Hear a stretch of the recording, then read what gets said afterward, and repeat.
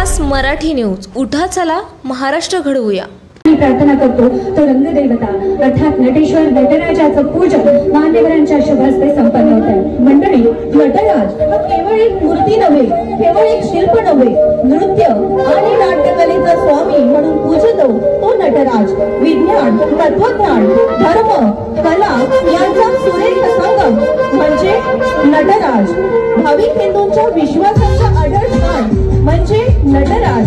पिंडी ते ब्रह्मांडी या न्यायाने म्हणजे नटराज। नमन तुला नटवरा। सर्व मान्यवरांनी नटराज पूजन आणि नाट्यघंटेचं पूजन करून दीपप्रज्वलनाकडे सुरुवात करा। सर्व मान्यवरांना विनंती आहे, नटराज पूजनानंतर आपण दीपप्रज्वलनासाठी प्रस्थान करायचंय। सर्व मान्यवरांना मी आमंत्रित करते दीपप्रज्वलनासाठी। कृषी मंत्री धनंजय मुंडे, उद्योग मंत्री उदय सामंत यांच्या उपस्थितीत 100व्या नाट्य संमेलनाचे उद्घाटन। अखिल भारतीय मराठी नाट्य परिषदेच्या वतीनं बीडमध्ये 100व्या नाट्य संमेलनाचे आयोजन करण्यात आले आहे। कृषी मंत्री धनंजय मुंडे, उद्योग मंत्री उदय सामंत यांच्यासह अनेक मान्यवरांच्या उपस्थितीत मोठ्या उत्साहात संमेलनाचे उद्घाटन पार पडले। आज दिवसभर अनेक कार्यक्रमांची मेजवानी रसिकांना मिळणार आहे। बीडमध्ये नवीन नाट्यगृह तयार होत आहेत, यासाठी सरकारने निधी देखील उपलब्ध करून दिला आहे।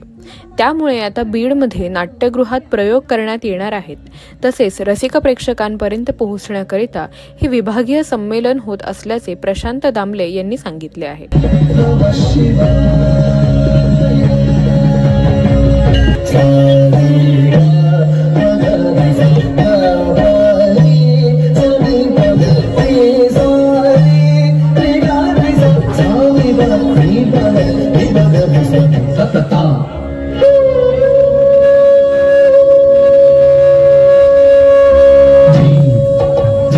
बीडमध्ये दाखल झालेला आहात, खूप छान दिंडी निघाली होती। पहिली प्रतिक्रिया काय असेल, कारण की 100वे हे नाट्य संमेलन होतं आहे। 100वे नाट्य संमेलन आपलं पिंपरी चिंचवड झालं, त्यानंतर आता ही 6 ठिकाणी विभागीय नाट्य संमेलन आहेत आणि याच्या व्यतिरिक्त 22 ठिकाणी जागर स्पर्धा आहेत। म्हणजे मला असं वाटतं की नाट्य परिषदेच्या इतिहासात हे 100वे नाट्य संमेलन असल्यामुळे इतक्या मोठ्या प्रमाणावर संपूर्ण नाटक हे महाराष्ट्राच्या तळागाळात पोचणं गरजेचं आहे आणि म्हणून ही सगळी आपण एवढा मोठा घाट घातलेला आहे। आणि बीड म्हणजे मराठवाडा, नुसतं बीड असं नाही, मराठवाडा, लातूर, परभणी, बीड, नांदेड, अंबेजोगाई हा सगळा जो भाग आहे अतिशय रसिक प्रेक्षकांचा भाग आहे। मराठवाड्यात माझ्या नाटकाचे दरवर्षाला नाही म्हटलं तरी 4-1 दौरे तरी होतातच, सर्वच नाटकांचे होतात आणि इथे रसिक प्रेक्षक आहे। आणि एक आनंदाची गोष्ट अशी आहे की बीडला आता नवीन नाट्यगृह जे तयार होत आहे त्याच्यासाठी निधीसुद्धा सरकारने दिलेला आहे। त्याचं बऱ्यापैकी काम सुरू झालेलं आहे। आता काही अर्धवट राहिलेलं काम लवकरात लवकर पूर्ण झालं की आम्ही बीडमध्ये सुद्धा नाट्यगृहात प्रयोग करायला येणार आहोत।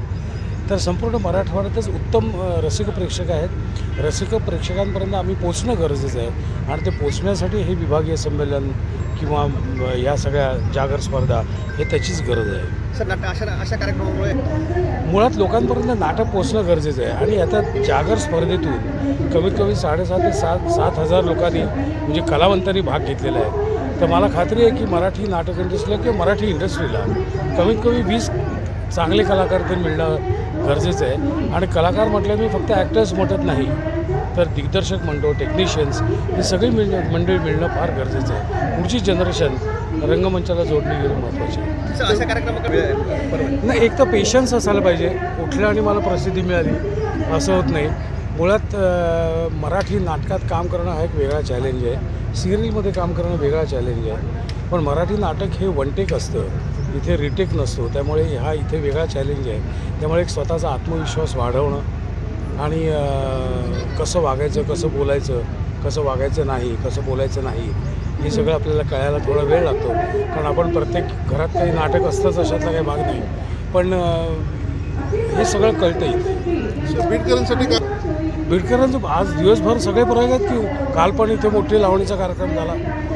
हे सगळे जे परफॉर्मन्स असतात ना, लाईव्ह परफॉर्मन्स, हे खूप चॅलेंजिंग असतात आणि लाईव्ह परफॉर्मन्स बघण्यात एक वेगळी मजा आहे। नवीन बातम्यांचे अपडेट पाहण्यासाठी 20-24 तास न्यूजला सबस्क्राइब करा आणि बेल आयकॉन प्रेस करा।